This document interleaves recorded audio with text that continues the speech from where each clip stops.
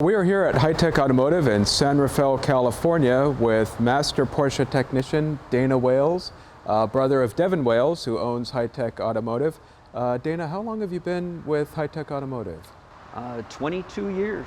Wow, and you specialize in 356, first generation, but primarily air-cooled Porsches. And you do everything from engine builds, transmission, anything and everything that has to do with Porsches, that's your forte. And this is a wonderful example of that. Tell us a little bit about this 1971 911T that started as a Sportomatic. Well, I bought this 14 years ago in pretty sorry shape, and spent a number of years driving it as a Sportomatic. So it started as a Sportomatic, and over the years since you've owned it, you decided to take it into a nice direction. So I think one of the first things you did is you converted it to a manual transmission. How did you do that? The manual transmission came about because of the engine swap that I did. The Sportomatic could not handle the horsepower that the engine was developing and would slip its clutch that it had. And I never could resolve that, so the natural thing was to build a 915 transmission for it, and it transformed the car. Okay, and now when you built the 915 transmission, did you do anything differently to that with the synchros, or did you do anything to help with the horsepower on that? I did update the synchros to a Carrera type synchros with stronger blocks for the sliders. Okay. Our early 77 transmissions were a little bit weaker, and they did have an input shaft that was strong compared to the earlier ones, so I didn't have to upgrade that, but did upgrade everything else to a Carrera type. And so then after you did that swap, and now it went from Sportomatic to a 915 5-speed manual transmission, you decided to have even a little bit more fun with the car. You wanted to make this into your own personal nice kind of like 73 R groupie hot rod. So with the original engine, the 911T engine, in order for that to fit your needs, what did you do with it? Well, the original engine, I didn't do anything to. I had an existing engine that I was building for a car, which the car was sold, and then I had this engine. And what was that car? That was a 73 911S that had a non-stock case in the engine that the numbers didn't match. So they didn't want the engine, and they just wanted the car. So they took the injection system and the car, and off it went. So here I had this nice 2.9 liter motor that I was building, and I had a prime candidate for it to go in. Very nice. And so is that what we see here now? That's what's in it. Well, let's go take a look.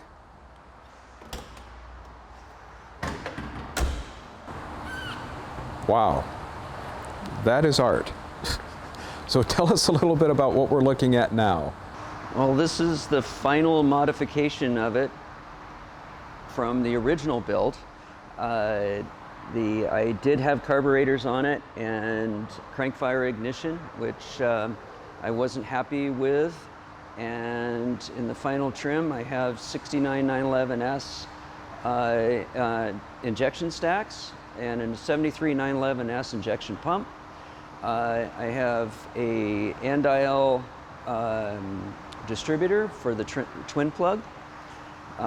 This engine has 73 911S heads, a 74 case, 77 crankshaft that's been polished and balanced, and SSI heater boxes.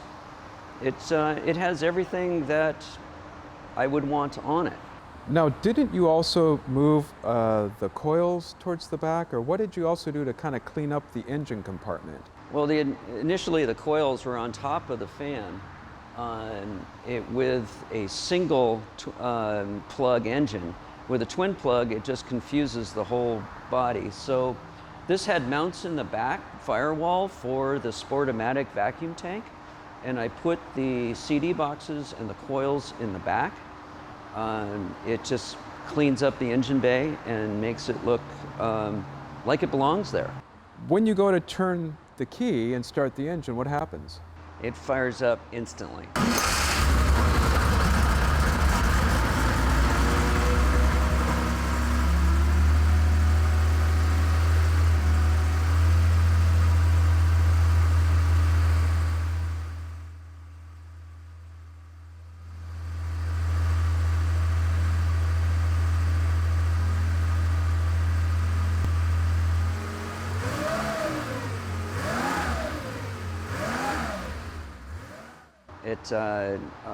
One of my things with the carburetors and the crank fire ignition is that it had to go through a revolution or two before the computer would decide to fire the ignition.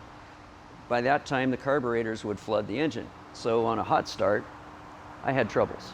This just fires right up. When you're driving this, how is it to drive? How is throttle on, throttle off? Seamless, no dip and no flat spot, no, you hit the gas, it goes.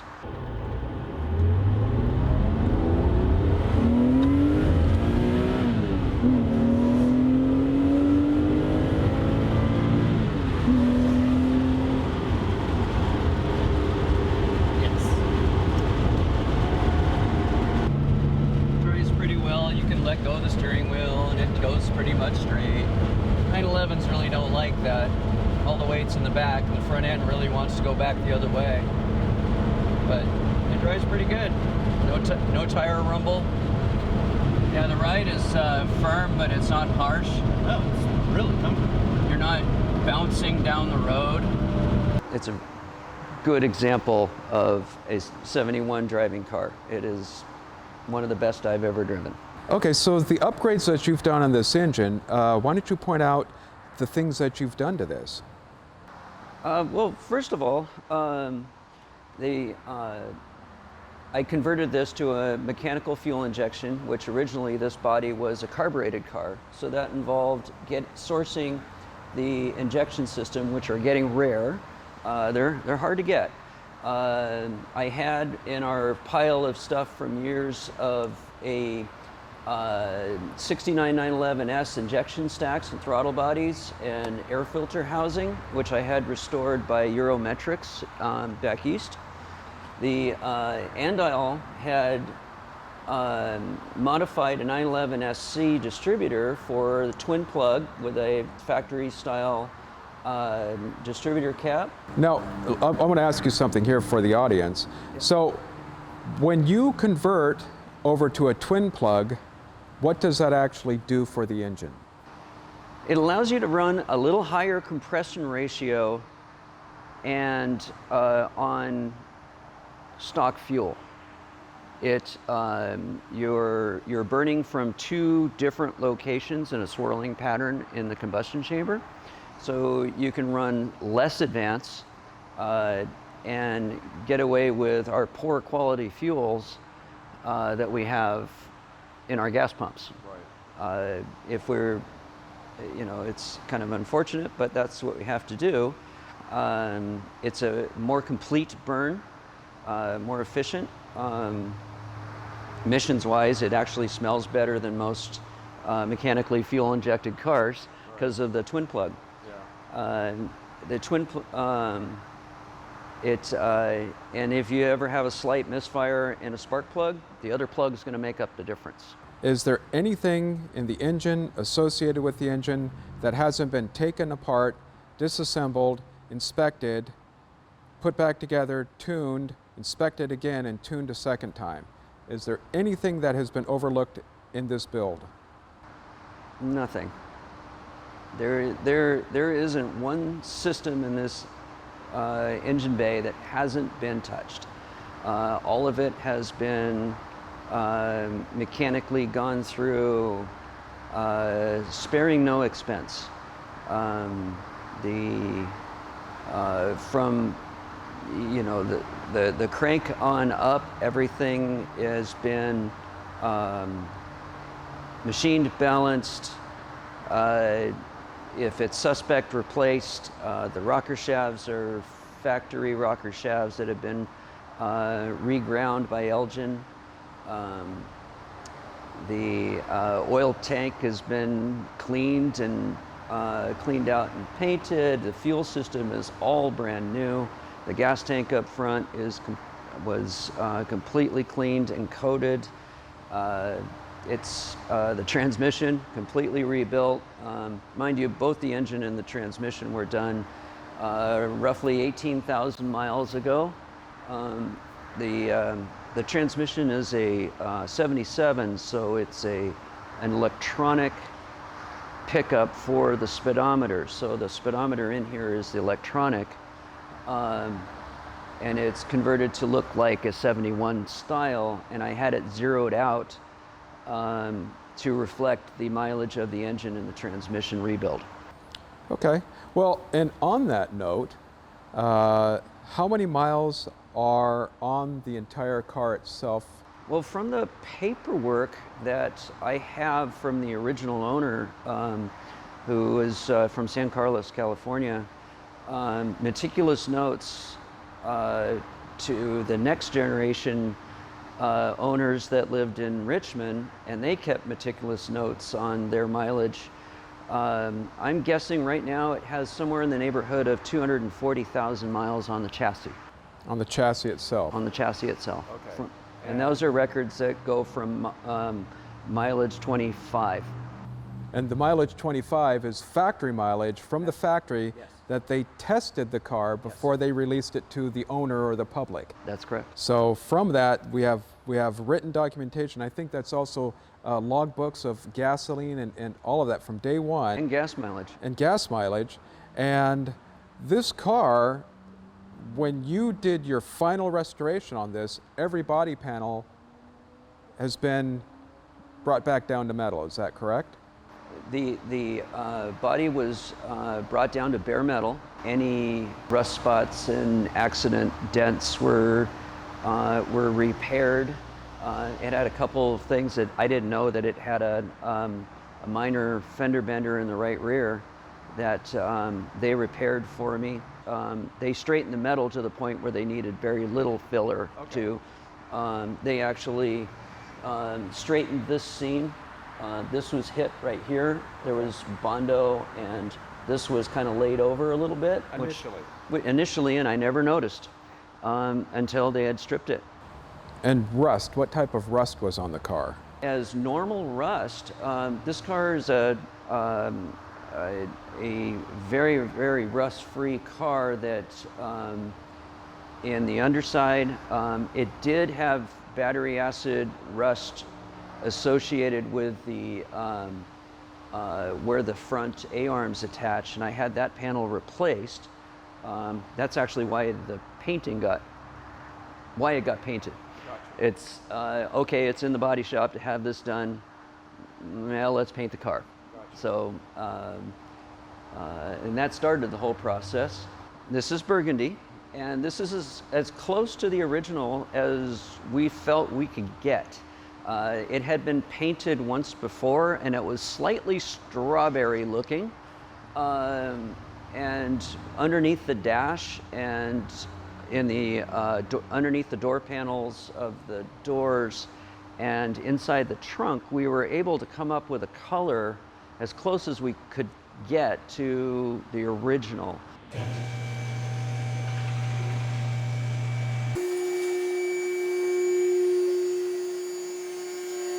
There's no oil leaks in the case. There's no oil leaks in the cam towers here, which then run down here and smoke on the exhaust. So that's what you're looking for in an engine that's been properly rebuilt.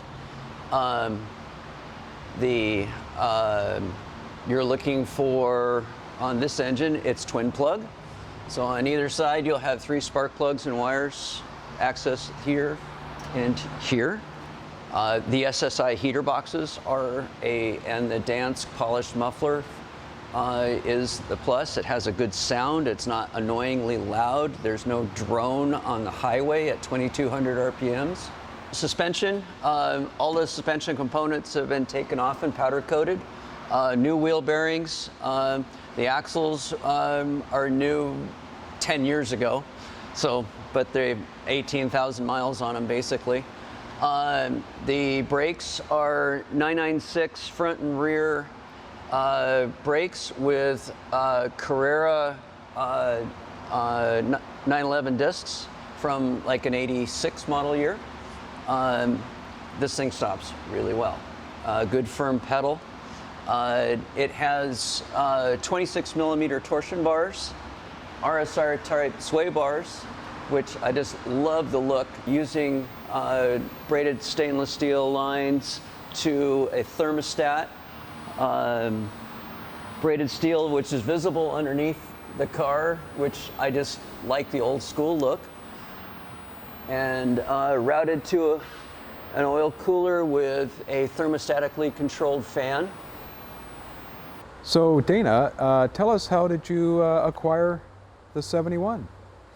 Oh, I acquired this from a customer of ours that I was working on a Saturday, and they just came into the shop and was looking for someone to work on their car, and they had a bad experience at another shop and felt like they weren't being taken care of. So I said, sure, I'll work on your car. And I walked out in the parking lot to take a look at it. And obviously, I looked at it and said, I love your car. And so much so that I told them, if you ever want to sell it, I want to buy it.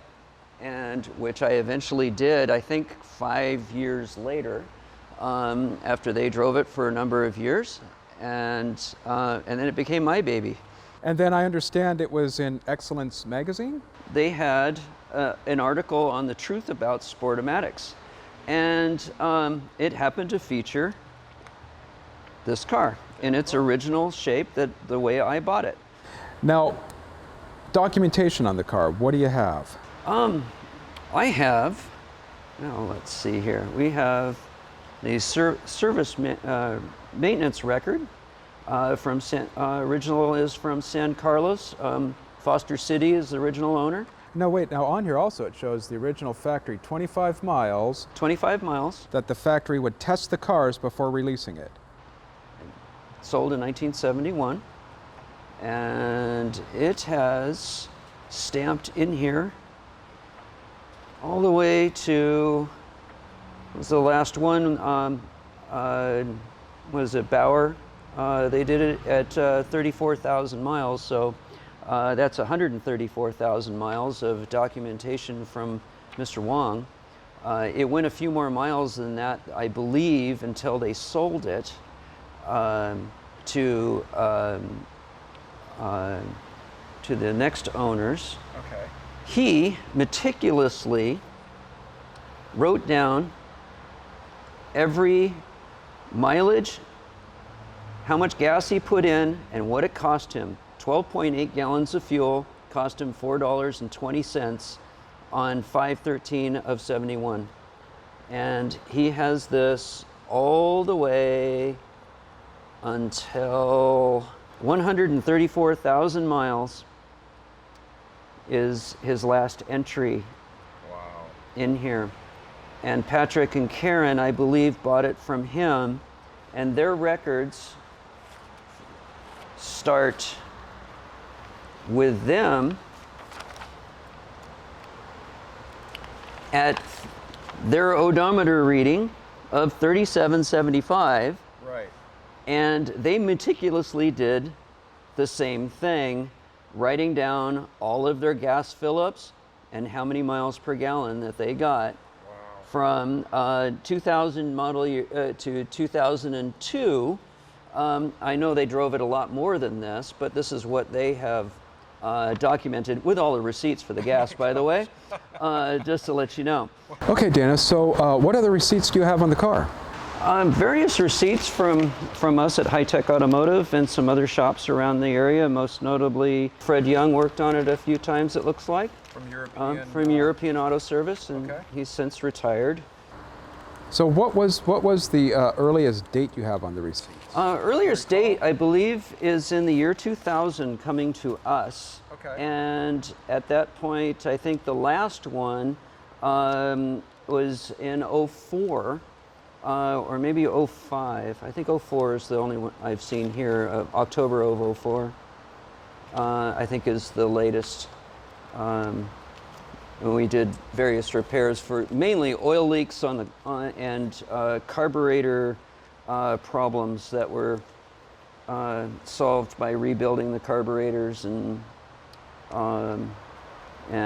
spending huge amounts of time trying to make the Sportomatic not leak. Yeah. That was the main focus of this of their using us. Yeah. So what's also interesting about this is that they put a lot of their money into the car to make it nice and to maintain it and keep it up. And then what the car's transformed into, all of this has been remedied by your incredible build on the car. So the carburetor issue is no longer on the car. No longer on the car. The Sportomatic issue is no longer an issue on the car. It's not. But what this is showing is it's had excellent care, excellent maintenance, and as we say in the profession, it has very, very good bones when it started. It seems like everyone who has owned this car has loved it. Yes, yes.